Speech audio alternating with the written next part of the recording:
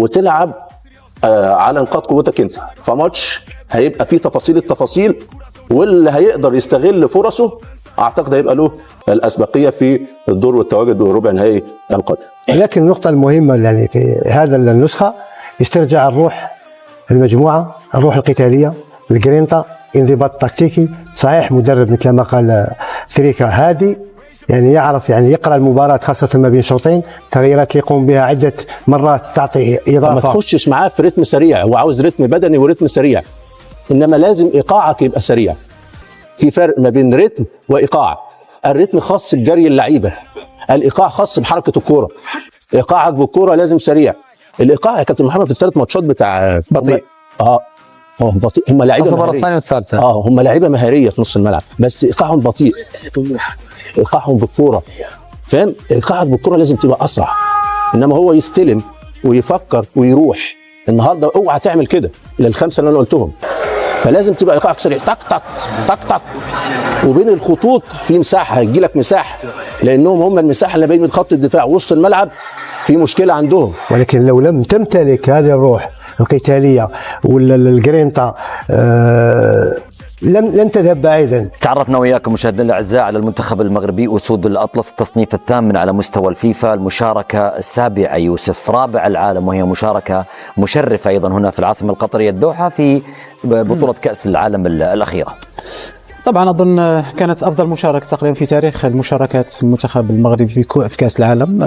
كانت مشاركه مميزه، وصولنا للمركز الرابع الى نصف النهائي كذلك. الان في الترتيب كافضل ترتيب على الاطلاق في المركز الثامن على المستوى العالمي. هذه الاشياء كلها يعني من العمل، خصوصا نتائج العمل اللي كان يقام منذ سنوات على كل الفئات السنيه مع المنتخبات. دائما كما قلت العمل القاعدي هو اللي خلى المنتخب دائما هذه الاستمراريه. صحيح. على المستوى المنتخب. 2018 مشاركه، 2022 الان هذه المشاركه الثالثه على التوالي.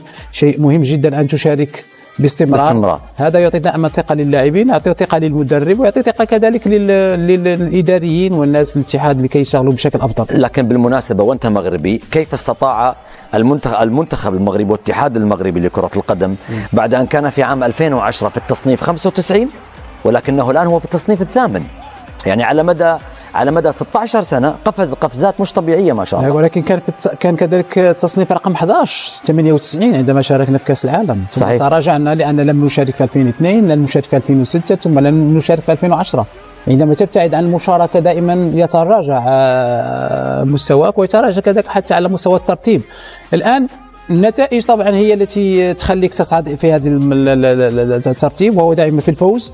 الآن أصبح التنقيط يحسب كذلك المباريات الودية، يحسب على المباريات الرسمية، يحسب البطولات اللي تفوز فيها. كل هذه الأشياء هي اللي خلتنا نصل إلى هذه الرتبة الثامنة كما قلت، والنتائج اللي حققناها في السنوات الأخيرة. نعم. على المستوى الإفريقي ولا على المستوى العربي كذلك هنا، ولا حتى وصلنا لهذا النصف النهائي. كذلك المباريات لم نخسر منذ مده، لم نخسر مباريات. يمكن اخر خساره كانت نهائي دوري نهائي كاس افريقيا، خلت المغرب انه يصل الى هذا الترتيب، وشيء مهم تكون متواجد مع الثمانيه الاوائل. أشعر بفخر كبير بما يقدمه اللاعبون من التزام وروح قتالية عالية، وأنا مقتنع بأن المنتخب المغربي يملك مجموعة قوية قادرة على تشريف كرة القدم المغربية أمام أكبر المنتخبات. نعرف أن مباراتنا أمام البرازيل ستكون من أقوى مباريات البطولة، ونحترم كثيرا المدرب كارلو أنشيلوتي، لكننا لن ندخل المباراة من أجل الدفاع أو انتظار ما سيحدث، بل رح ندخل بعقلية الفوز. لدينا لاعبون يمتلكون الجودة والخبرة والشخصية، وأؤمن بأنهم قادرون على صنع الفارق أمام أي منافس في العالم. فكل المنتخبات المتأهلة إلى كأس العالم تستحق الاحترام، لكن هدفنا واضح منذ اليوم الأول: الذهاب بعيدا في البطولة وإسعاد الجماهير المغربية التي تساندنا في كل مكان. أقول للجماهير المغربية: ثقوا في هذا الفريق. اللاعبون يدركون حجم المسؤولية الملقاة على عاتقهم، وسنقاتل في كل دقيقة من أجل رفع راية المغرب عاليا. نريد أن نؤكد أن الإنجازات السابقة لم تكن صدفة، وأن المغرب أصبح رقما صعبا في كرة القدم العالمية الكل يتحدث عن قوة المنتخب المغربي، وأنا أتفهم ذلك تماما. المغرب يملك جيلا رائعا من اللاعبين ومدربا مميزا، وقد أثبت في السنوات الأخيرة أنه من أفضل المنتخبات في العالم. لكن بصراحة أنا لا أخاف من أي منتخب عندما أقود البرازيل. نحن نحترم المغرب كثيرا، كما نحترم اسكتلندا وهايتي وكل المنافسين، لكن منتخب البرازيل يبقى منتخب البرازيل. لدينا تاريخ عظيم، ولدينا لاعبون قادرون على صناعة الفارق في أي لحظة. عندما تدخل البرازيل إلى الملعب فإن هدفها الوحيد هو الفوز. أعرف أن مواجهة المغرب ستكون صعبة ومثيرة، وربما تكون من أقوى مباريات دور المجموعات، لكننا نثق في إمكانياتنا. كرة القدم تحسم داخل الملعب وليس في التصريحات أو التوقعات. إذا كان المغرب يريد الانتصار فعليه أن يقدم مباراة استثنائية، لأن البرازيل جاءت إلى كأس العالم من أجل المنافسة على اللقب وليس للمشاركة فقط. رسالتي واضحة: نحترم الجميع. نحن البرازيل بلد كرة القدم، وسندخل كل مباراة بعقلية الأبطال وبطموح رفع كأس العالم من جديد. اللي هتلعب بيهم في أول مباراة وهتلعب بيهم في الآخر للنهائي، التغيير بيبقى لا غياب إصابة لا في حاجة لا اضطرارية. وانت بالنسبة لك أيوب هو الخيار الأول؟ أيوه، مع أناحي شكله الاداء هيبقى يتحسن كبير قوي مع التحرر وعدم الضغوط اللي موجوده في مباراه الافتتاح. اعتقد الامور هتتحسن للمغرب من مباراه لمباراه.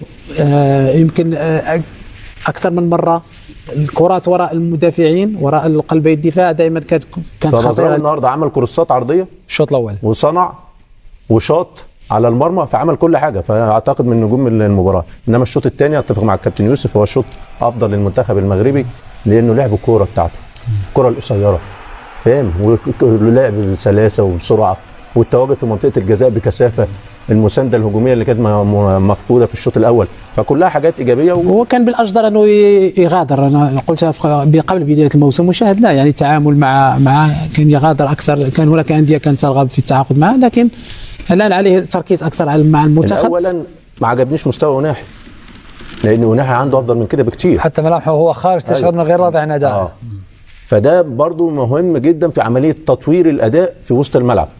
تحليلي ما عندوش التصور الكامل للثلاثه اللي في الناحيه الهجوميه، مش مرتبهم تقصد. بياخذها مباراه وده ما ينفعش في بطوله مجمعه. ولكن حقيقة الأمر نستحق، كنا الطرف الأفضل يعني في كل الجهات من بداية المباراة تقريبا حتى في الأوقات الإضافية.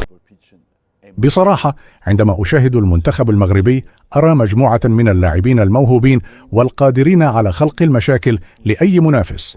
لكن كرة القدم لا تعتمد فقط على جودة اللاعبين، بل أيضا على الشخصية التي يدخل بها الفريق إلى المباريات الكبيرة.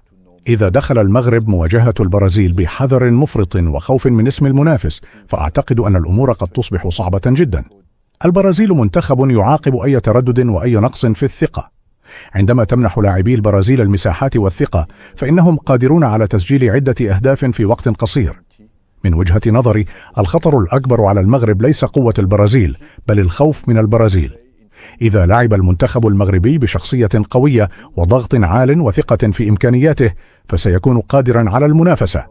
أما إذا دخل المباراة بعقلية دفاعية فقط وانتظار ما سيفعله الخصم، فقد يخسر بنتيجة كبيرة.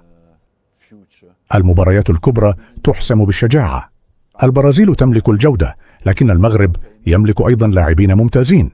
لذلك أرى أن مفتاح المباراة سيكون الجانب الذهني أكثر من الجانب